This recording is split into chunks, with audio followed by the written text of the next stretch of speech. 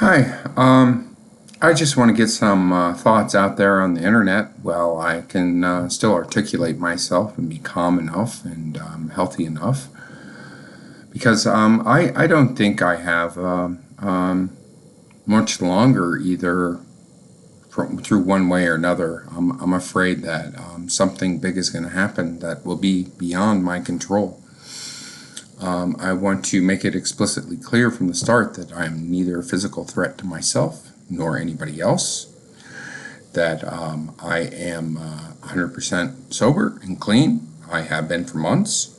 I had a urine analysis done fairly recently, about a week ago, while I was still I was in Longmont, Colorado, and I went to a testing place there and I paid $30 cash out of pocket for urine analysis. I did test positive for alprazolam, which is Xanax, which I took a half milligram that morning, which was prescribed to me because that I still had left from months ago because my anxiety was so intense. So I just want to put that out there on the record. But I want to talk about my family background. I don't want to talk about how bullshit the system is or how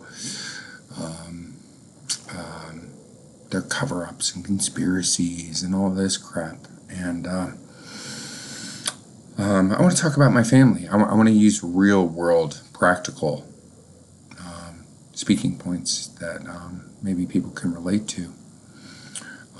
My family has always been one that has believed in very hard work and education, and that if you just put yourself nose to the grindstone and you pull yourself up by the bootstraps, no matter whatever hurdles you get, you will succeed, right?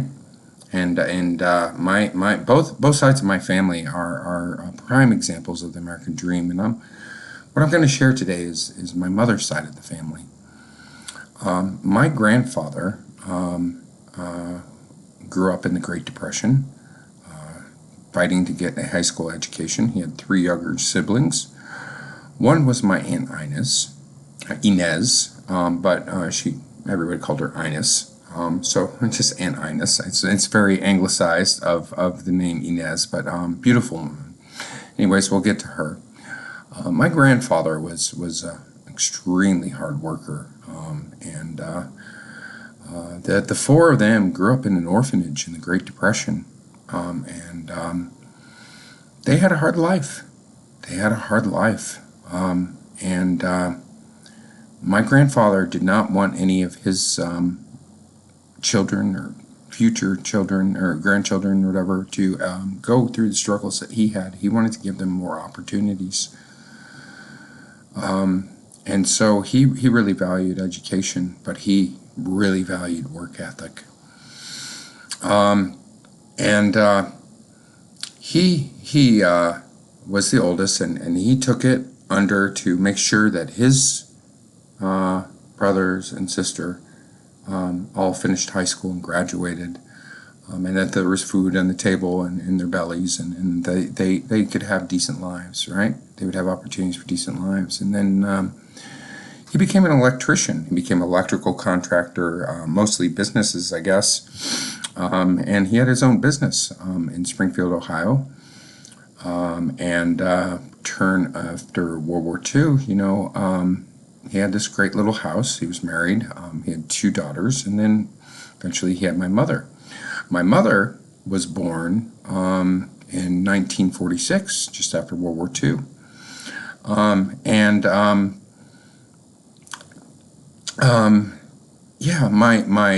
aunts were my mother's sisters.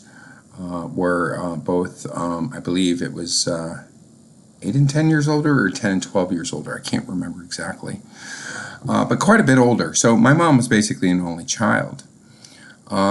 And so when my mom was 8 years old, my grandfather loved to vacation down in Florida and walk the beaches and find shells and stuff and collect things. And so they spent a vacation down in Florida, and they drove down, and they were driving back to Ohio.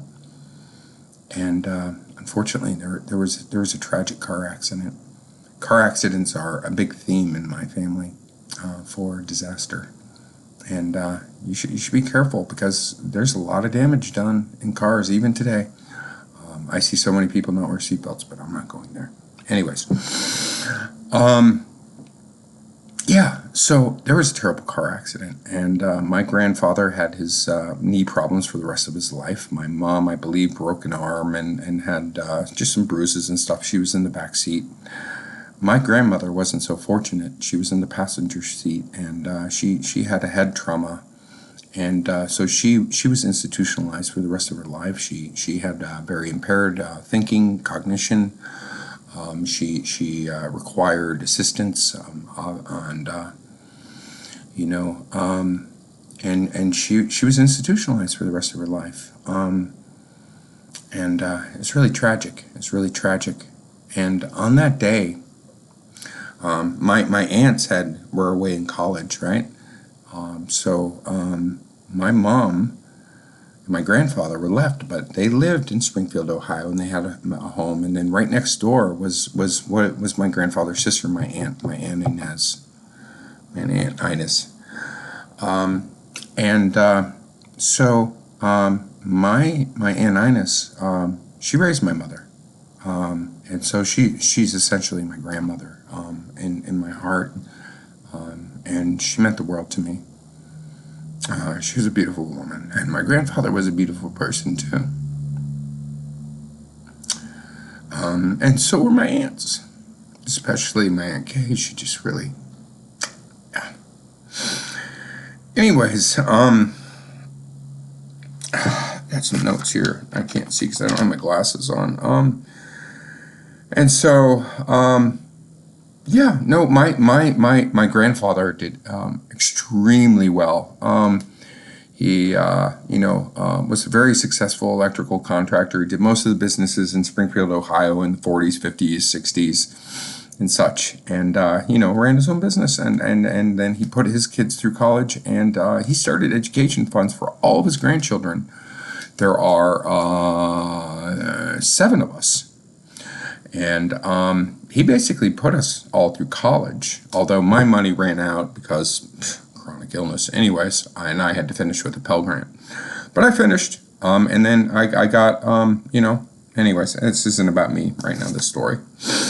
But my family, my mom's side of the family, my grandfather, my great aunt, everything's like hard work, pull yourself up by the bootstraps, don't complain, get results, and this is a good country, and it was a family of integrity, a family of values, the true American spirit of this time, that 40s, 50s, 60s, there's that I can do anything as long as I set my mind to it and I work hard enough. That's gone today. We don't, that level of integrity has vanished from the world, and that's scary. That's tragic, and I mourn that. I mourn that because I've worked so hard, and look where I am now. Yeah. But no, and that car accident back up from Florida, it was in Kentucky that happened. My mother lost her mother, and that must have been so traumatic. But my mother denies that it had a significant impact on her, but her sisters disagreed. They're both gone now, my aunts. And of course my grandparents and my great aunt are passed. They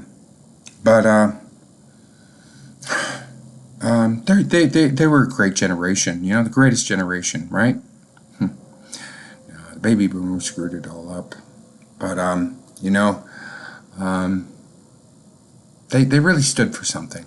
And I wish this country could get back to that. I wish the United States could get back to a country of integrity and a country where hard work pays off, and that you go to a doctor and they actually help you instead of string you along. That would be incredible. And they really value honesty as well. Honesty, education, hard work, and integrity, man. Those are all values I can get behind, and a fair shot. My grandmother, who had the head trauma, who was forever institutionalized. I remember being a young boy, and we went to Ohio and we saw a movie, and we took her to a movie, and it was The Sound of Music. Mr. Bluebird singing, and you know, um, she was adorable. She was very endearing, and she couldn't remember my name. It was like she called me like Ralph or something. I can't really remember, but she had a really hard time speaking. But I could tell she was a great person, and she really cared. My grandfather and my great aunt, they're much more stern, much more that Germanic, don't show emotion, and just plow through and work hard, right? Which is great, which I understand and I value that, and so my mother doesn't express much emotion, and my mother didn't have that direct maternal nurturing that she really needed, even though she denies that the accident didn't have big impact on her. And so, anyways, my Aunt Inez, she's Aunt Inez. She was just a beautiful woman, a beautiful spirit. I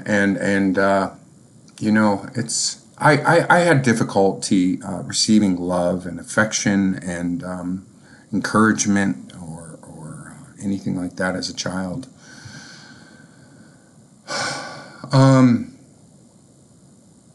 When I was going into my senior year in high school, I had a bunch of friends who were seniors and graduated, and they were in Canada. I had one in British Columbia, Salmon Arm, and two in Calgary. And so I worked hard all summer, going into my senior year, 16, 17 years old. I worked construction, hard labor, manual labor, and I worked my tail off. And my grandfather was staying with me and my parents, my mom, I should say, in their home in Santa Fe, New Mexico. And my grandfather and I shared the same room. We each had a twin bed. My mom's all about twin beds with men. I don't know.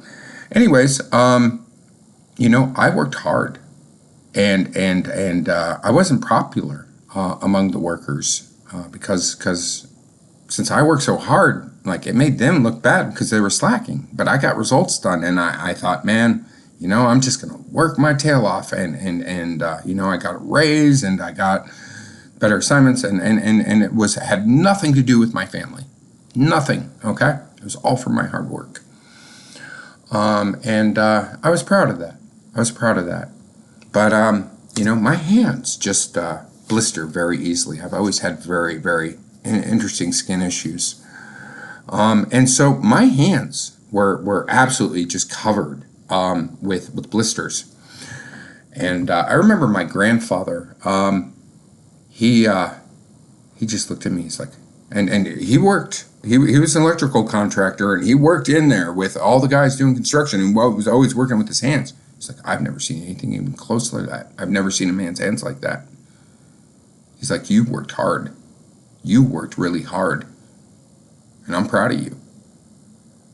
And so I was working so hard to pay for my trip to go to Canada and to visit some schools on the East Coast for college that I was touring, including Boston University and Northeastern. And I paid for my trip. I didn't get any handouts, but my grandfather wanted to reward my hard work, and he handed me a Benjamin Franklin $100 bill. Which in 1991 was pretty significant. I mean, for a 17-year-old, just like this nice, clean Benjamin Franklin bill, man. That's a pat on the back.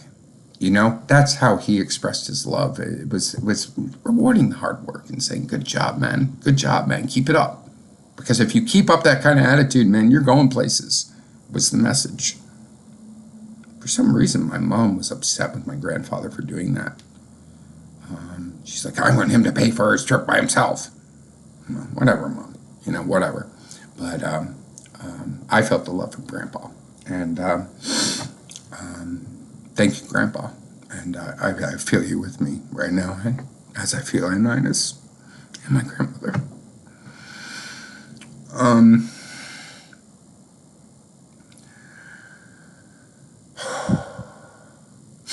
But my Aunt Inez, great woman as well,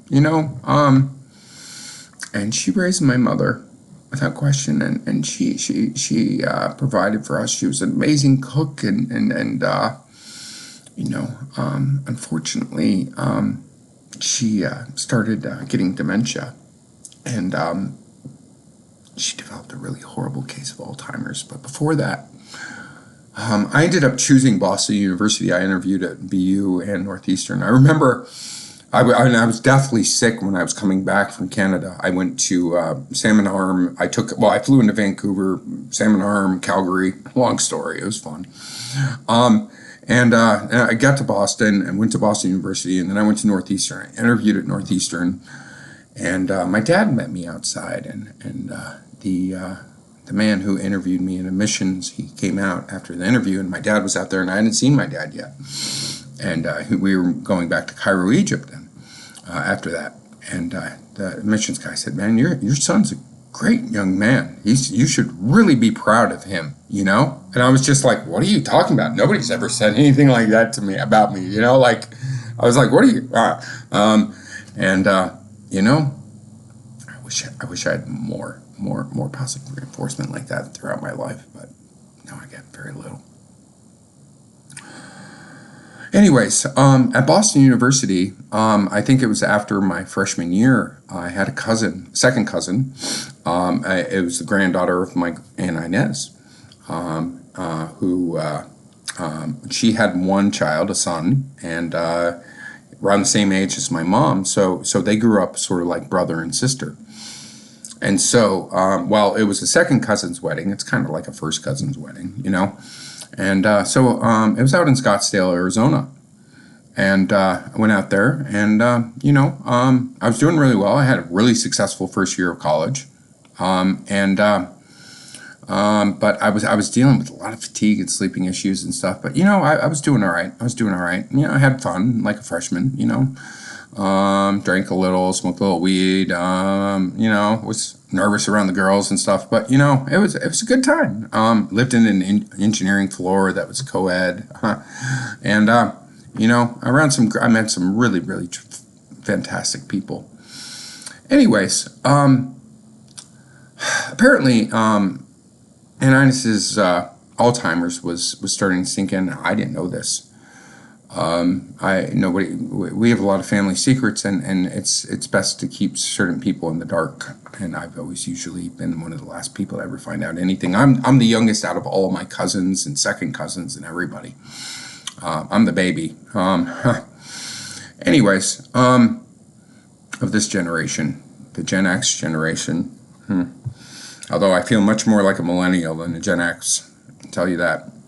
Anyways, apparently, my Aunt Inez was talking about my mom's life quite a bit, and or about one specific event, and so my mom didn't want me to hear it from my Aunt Inez or indirectly from somebody else.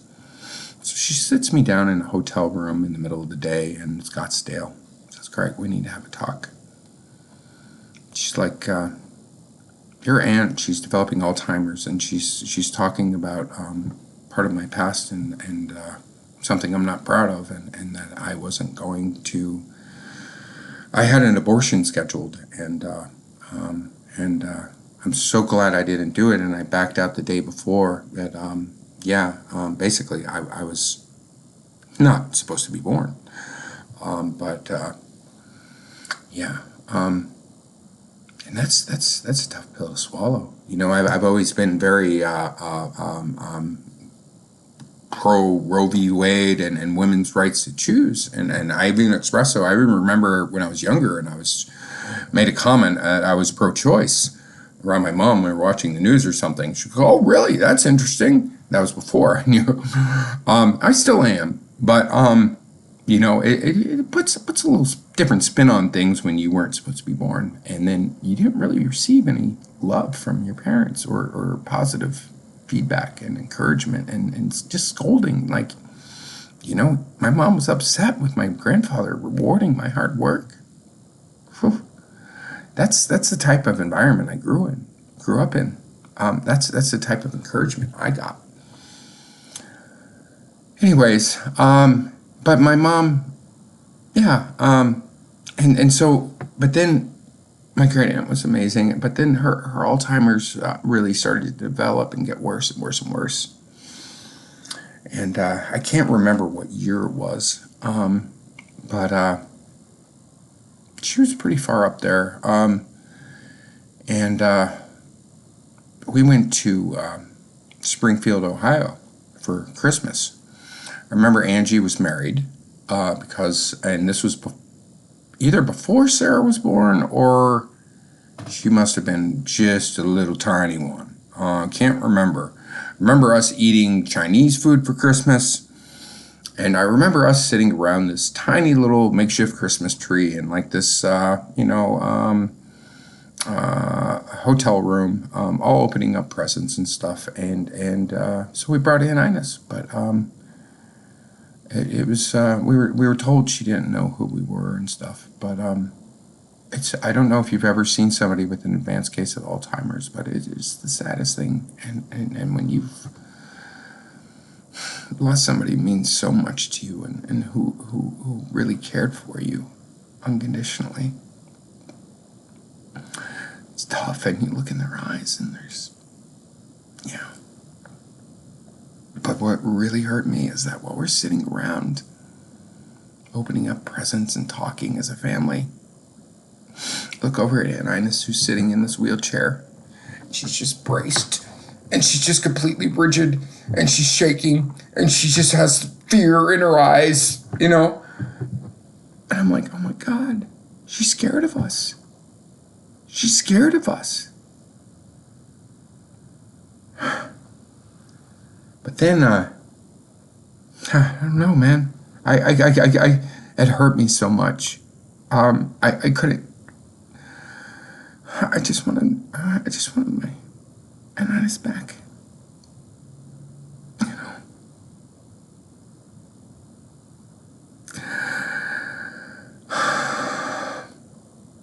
And she was just scared. I'm wondering if she wasn't scared for a reason.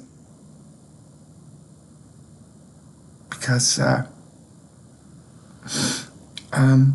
wonder if she wasn't punished for talking about my mom's abortion. And I wonder the true motivation for my mom wanting to have an abortion. And I'm wondering why I was probably procreated in Chicago with my dad having a start of a really successful career with a large corporation, when they decided to just pick up the whole family and in 1974 and move to North Africa, to Tripoli, Libya, under Muammar Gaddafi's rule, to take a job with some startup small-time oil company. Could they have been running from something or from somebody? And, that's where my mom had an abortion. And, sitting around that Christmas in Springfield, Ohio,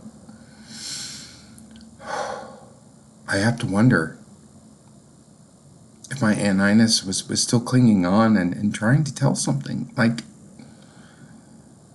I'm scared for a reason, guys. And you should be scared too. No, this isn't good. This isn't good. Because I genuinely believe that, and everything points to that I'm right. That a host of conditions, from depression to Alzheimer's to autism to Parkinson's, they're the treatment-resistant kind, where a person has no hope. They're parasitic based. I know that sounds wild, and I know that's counter to popular opinion and what the research says, and I know that people say that we have control for parasites of significance within the borders of the United States and other industrialized nations, but have we? Now that would be remarkable.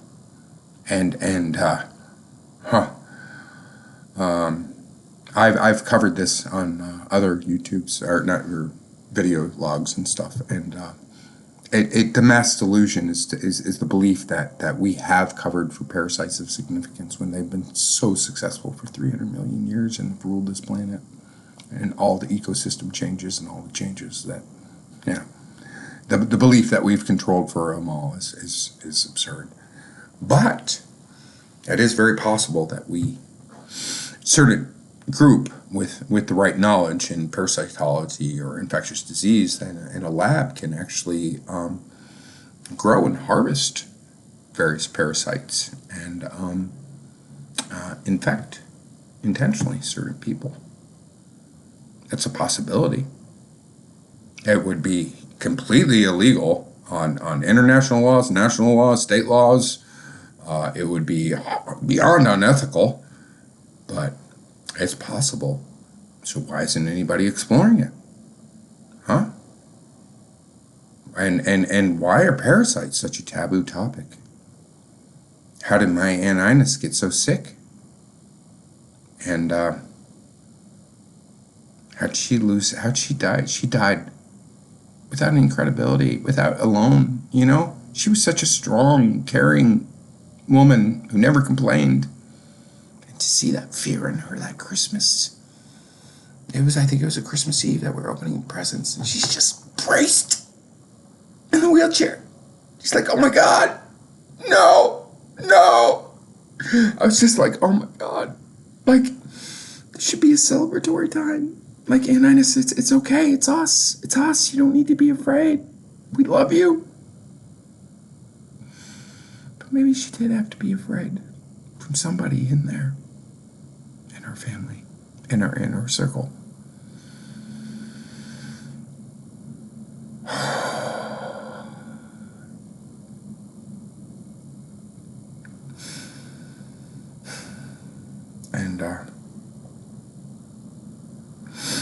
And I believe in hard work. I believe in what the greatest generation stood for. Those that grew up in the Great Depression and valued hard work and education and that it would get you somewhere. And that they wanted a better life for their family and future generations of their family. That I can get behind, but the sickness and there is no integrity. There's very little integrity in the United States today, and we're the world leader. We are the world superpower. There's no integrity in our medical system. There's no integrity in our government. There's no corporate integrity. There's no research integrity. There's some educational integrity, but a lot of that's even compromised. There's no media integrity. I mean, we have mental illness is just skyrocketing, man. Where was this in the 50s? Huh? All of these various medical conditions that elude modern medicine. Like, do you really believe that they elude them? The causes, the etiologies to these conditions? I don't. Because I know that I have had multiple parasitic infections denied, and I've been lied to my face. I know that I have a lesion right here, my left, right here, in my frontal cortex behind my left eye.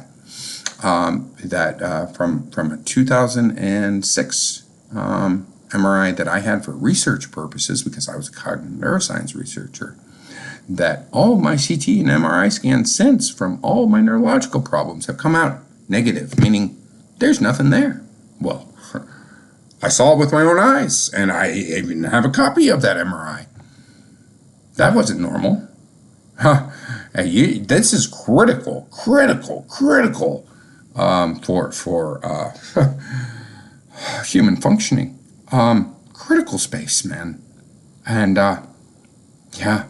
but I denied. And then I've sent in multiple with serious gastrointestinal issues, undeniably inflamed gut, chronically inflamed and severely inflamed gut, where I have had pieces of a parasitic worm and such, be it tapeworm or different Strongyloides larvae, or the best was the liver fluke that I wiped from my butt and took it to the emergency department. I said, please analyze this. The guy's like, I think this is a mushroom. And, they tested positive for various multi-drug resistant organisms, meaning bacteria, but they didn't identify the actual gelatinous tissue. But I took pictures and videos of it, and it's clearly a liver fluke, which is a flatworm, a parasitic flatworm, guys. Flukes are flatworms, and it's parasitic, and it came from down under, without a bowel movement, tons of mucus and blood with it accompanied. And I'm like, what the hell is this? It almost looks like a fig, cut open. Like it's troubling. It's pretty big too, and I doubt it was alone. But no, Greg doesn't have any parasites. Greg's delusional. Huh. Yeah, sure, guys. That's why I'm sitting here recording this story. That everything indicates to me that certain people in the United States and probably beyond our borders are intentionally being parasitized, and modern medicine denies it, and that our medical diagnostics are often not accurate. They're invalid. No.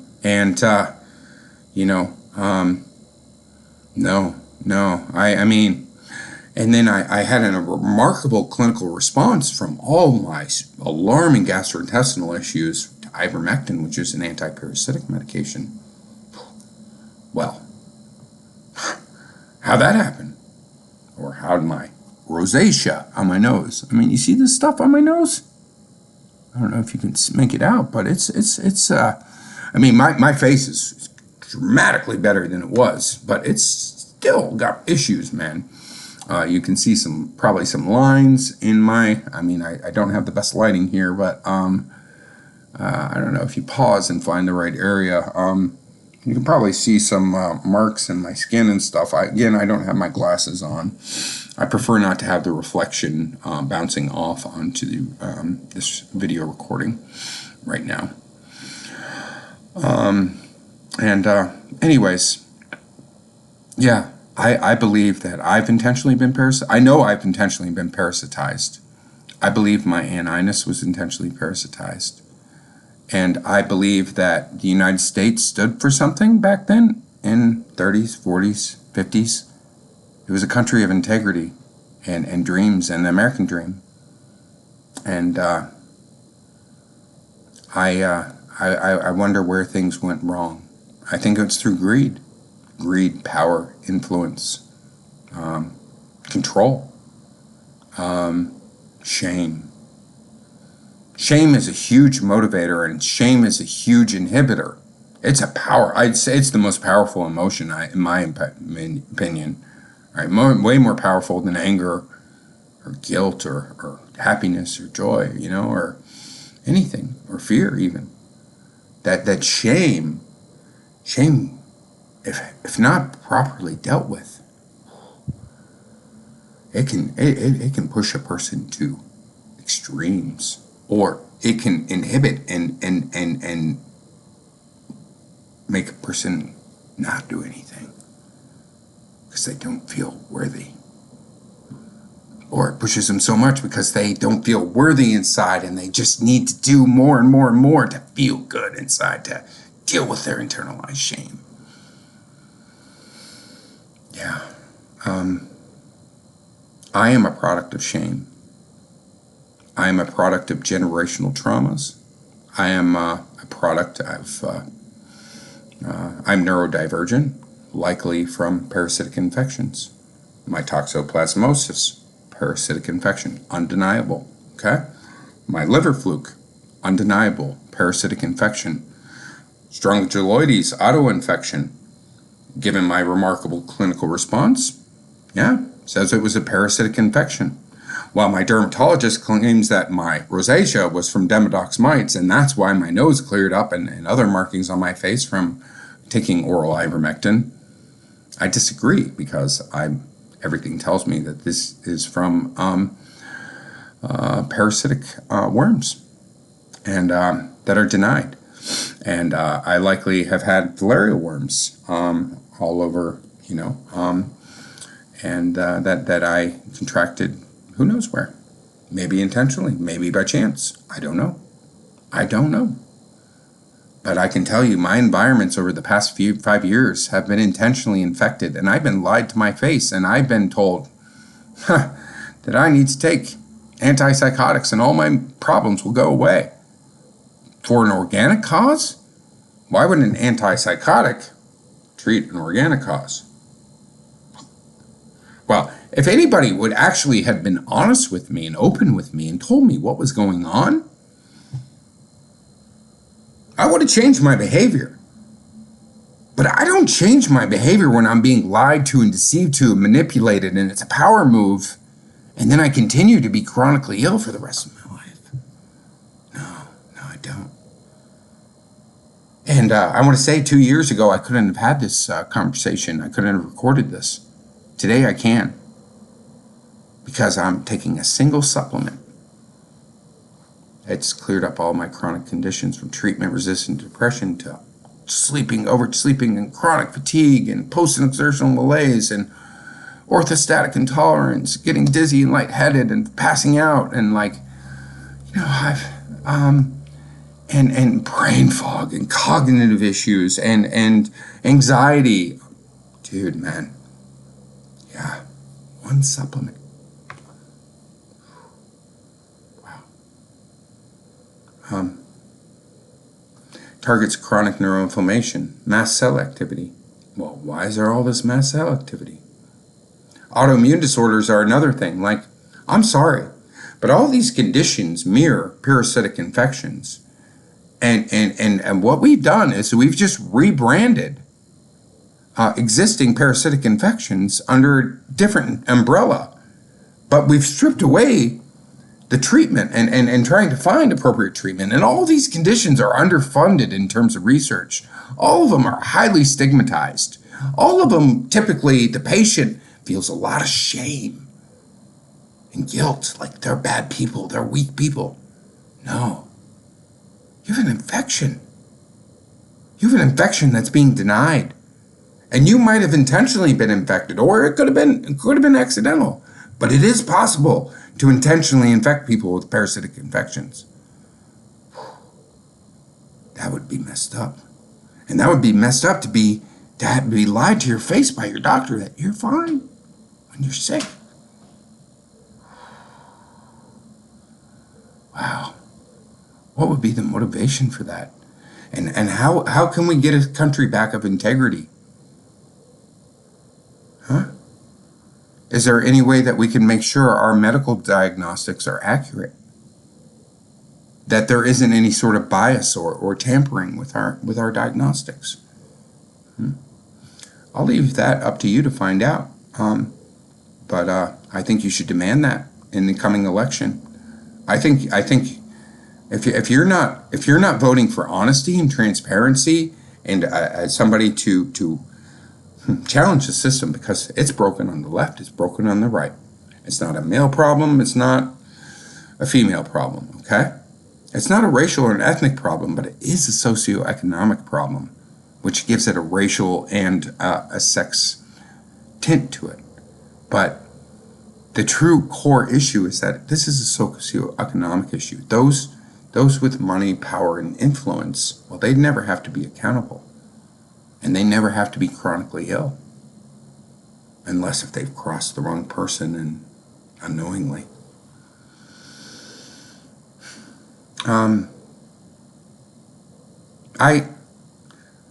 At the very least, you can ignore everything I said, but let me just say, close up, that I miss my Aunt Inez.